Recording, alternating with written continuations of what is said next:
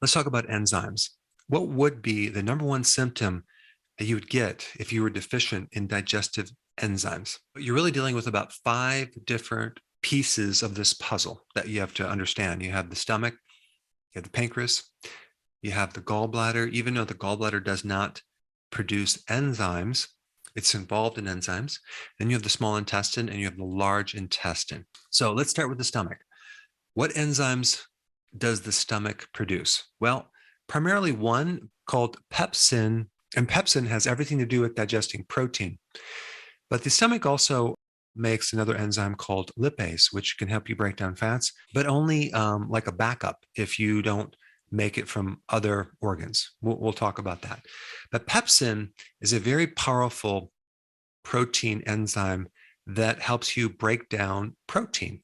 And pepsin is activated by hydrochloric acid in the stomach. And one of the big problems with you not having enough of this enzyme is really not having enough hydrochloric acid. But maybe you have acid in your stomach, but just the pH is not acid enough. And if you don't have the acid, you're not going to have the release of the enzyme. And you're going to experience various symptoms. The number one symptom you're going to experience is indigestion. And then you're going to get gas. Those are the two primary ones. But if you're not digesting protein, okay, because you don't have enough acid, you're going to have all sorts of things that are going to occur lower in the digestive tract. For example, that acid is also necessary to activate the gallbladder to release bile. And if you don't have that activation, then we don't have enough bile, and then we don't get the necessary detergent to help extract the fat soluble nutrients from the fat that you eat. And then we have undigested protein material that ends up in the small intestine. And now both the pancreas and the small intestine have to overcompensate, and they have to produce more enzymes to help break down this material. And many times this doesn't happen. So you end up with all sorts of issues with gas and bloating and constipation, all stemming from this lack of acid that's supposed to activate and release the enzyme. So typically in this situation, a lot of people take pepsin, but they don't take the hydrochloric acid that's necessary to activate it. So it doesn't really work that well. Why are we not producing hydrochloric acid? It could be you're just getting older, because as we age, we don't produce enough hydrochloric acid. It could be because you're taking antacids. That's one big reason why you don't have enough acid, because maybe you have heartburn, which, by the way, comes from a lack of stomach acid in the first place, and that valve is not closing. So if the valve doesn't close, you get regurgitation, you get GERD, and you can have a lot of problems, as in acid reflux, which could also be caused from a lack of vitamin B1, as well as a lack of vitamin D. So the first thing that I would do if I had indigestion and gas is I would take betaine hydrochloride.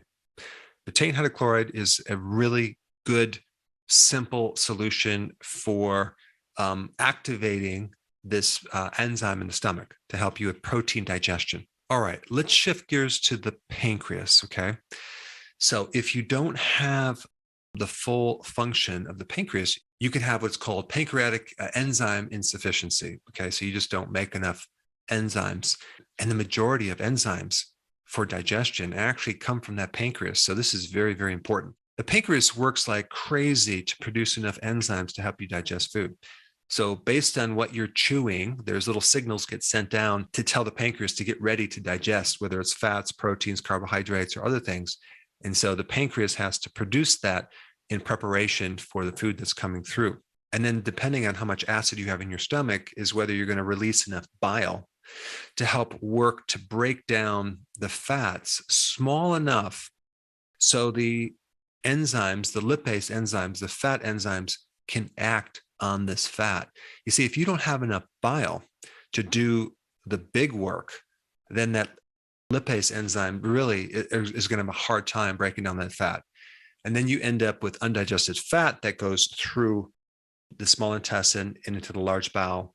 And then that symptom, which can come from a pancreas problem, is called steatorrhea, okay, which is undigested fat. So you have this large volume of stool, very bad odor. Sometimes it's floating. Sometimes it leaves skid marks. The color could be anywhere from light brown to pale to gray. And that can be coming from a lack of pancreatic enzymes or even a lack of bile. Maybe you don't have a gallbladder. Maybe you have a bile deficiency. Maybe you're just not producing enough bile. But if you're deficient in the enzymes coming out of the pancreas, you're going to have problems with the digestion of fat. You're going to have bloating. You're going to have abdominal pain, and you're going to have a lack of fat-soluble vitamins like vitamin A, vitamin K, vitamin E, vitamin D, and you can have a lot of different symptoms from that. I almost forgot to mention, if there's a problem in the stomach and you don't have enough hydrochloric acid, you can be deficient in amino acids, okay? And that could be a big issue with building your muscle, and you may just start losing weight and you might feel weak. Now, with the pancreas, one common cause of this enzyme deficiency is pancreatitis. So what could cause that? Well, there's some rare things like tumors, certain diseases like cystic fibrosis, which is a problem with certain fluids like digestive fluids or juices, like your mucus in your lung. But more commonly, okay, what can happen is you have either gallstones or gallbladder sludge, okay? And this sludge is stuck in the pipes, in the bile ducts. The bile duct, as it comes out through the liver, kind of branches over into the pancreas and the gallbladder. So if you have a stone or sludge in these ducts, it can back up not just the gallbladder, but the pancreas as well. And it can create all sorts of inflammation. And it's a much more common problem than other problems. And the solution is something called TUDCA, which is a type of bile salt that can just open up those ducts because it allows the sludge to open up and become thinned, okay? And you can actually even help to reduce gallstones with that. And the very reason why you have sludge in the first place is maybe you're on a low-fat diet. Maybe you don't have enough saturated fat in your diet that actually activates this whole thing. Maybe you're eating too many carbs, increasing your insulin. Maybe it's from too much stress, or you're on steroids for some reasons, or you are on birth control pills because too much estrogen can create that problem. Now, another common problem with the pancreas is that, let's say you have diabetes and you have chronic diabetes, and so you have a big problem with the beta cell of the pancreas. Well, the pancreas both produces hormones like insulin and another hormone called glucagon, but it also, half of it is all about enzymes. So being a diabetic can put a big strain on the digestive part of that pancreas. So one of the best things to do if you know you have a pancreatic problem is to take pancreatic enzymes. Pancreatin is a group of pancreatic enzymes you can take in a supplement, and that can take a huge strain off your digestion and help you. And if you were to take that, I would also recommend you take Betaine hydrochloride to have the complete package, and it probably wouldn't hurt to also take with that some ox bile. So let's now shift gears to the gallbladder. The gallbladder is also going to help you extract fat-soluble nutrients because the bile that's made by the liver and stored in the gallbladder concentrates. So every time you eat, it's squeezed out and it's going to go into the small intestine and help as a part of this digestive synergy between the stuff that's coming out of the stomach into the small intestine and then the help from the pancreas. That lipase from the pancreas is like the icing on the cake. It helps to fully break down that fat so you have the complete digestion of fat. And even though the gallbladder doesn't produce enzymes, it really contributes to these other enzymes. And it's a really common problem, and a lot of people have a problem with it. A lot of people don't have enough bile. Some common symptoms of that would be bloating, belching, and burping. Not to mention a lack of fat-soluble nutrients, vitamin A, D, E, and K. But also you can notice pain in your right shoulder, right through in here that goes up into the neck, or that wraps around into like in the rhomboid area, and a fullness underneath your right rib cage. Now, let's move right down to the small intestine, okay? 90% of all your digestion occurs in the small intestine. Your small intestine actually make enzymes as well. Normally, you're not supposed to have a lot of bacteria in your small intestine compared to the large intestine. So primarily we want the help from the enzymes. And so depending on what's happening at the stomach level and the pancreatic level and the gallbladder is going to determine how hard that small intestine has to compensate or work or release these enzymes. So all these organs are working in synergy together. Now, let's just, for example, say that you don't have enough strong stomach acid, okay? And that's one of your problems. Well, a lot of bacteria in the food can get through because now it can't be killed, because that's one of the key functions of that acid, to prevent microbes from going through. But now we get these microbes that go through there and they end up in the small intestine where they shouldn't be there. And also, because we don't get the signaling from the gallbladder to release bile salts, so it's both the acid and the bile salts to act strongly on that small intestine to ensure that there's not a lot of bacteria that grow in that small intestine tube.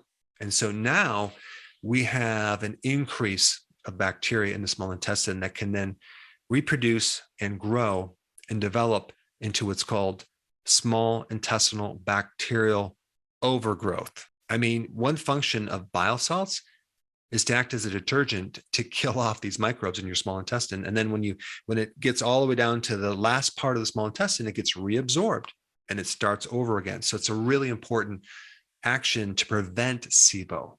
The same thing with the hydrochloric acid. So now we end up with this SIBO.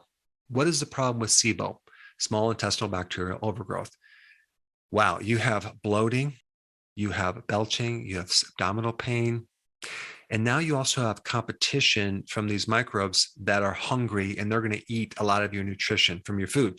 So you're going to end up with all sorts of nutritional deficiencies, malnutrition, digestive issues, and the fiber that you eat is going to be fermented at the wrong place in the small intestine instead of the large intestine. So now we get worsening problems when you have your salads, and you get worsening problems with gas going down the other end.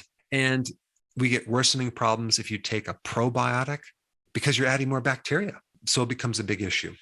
How can we solve that? Well, there are certain tests that you can do to identify if that's your problem. But the solution is to start taking Betaine hydrochloride to fix the stomach. The solution is to start taking some ox bile to help with the gallbladder. Cut down the amount of fiber that you consume. In fact, I would do carnivore for a while and also do routine intermittent fasting. And you can also do other things, like you could take a natural antibiotic like garlic, for example. That would be something that can help kill off these microbes. It's not going to be as important as those two other actions. Now, what about the large intestine? Does your large intestine produce enzymes? And the answer is no, but the microbes, the flora, the microbiome do produce a lot of different enzymes to help you with digesting a lot of things, especially things that you can't digest, like fiber. So they're working hard to digest this. And they also digest certain leftover sugars and even leftover proteins. If you don't have enough of the right microbes, the diversity, this is where you get diarrhea, constipation, and of course, fatty stool. That's something that floats that has a very bad odor. And so the best solution would be to fortify the microbiome. If you don't have SIBO, you can feed a wide variety of different plant leaves or plants to help increase that diversity. You can also take a probiotic, which I would highly recommend, or consume fermented foods that have probiotics, of course, only if you don't have SIBO. I hope that answers some of the questions on your digestive tract. But this leads me to the next thing. What is the most underlying important thing you can do to prevent all of these issues? And for that answer, I put this video up on just implementing the right diet right here. Check it out.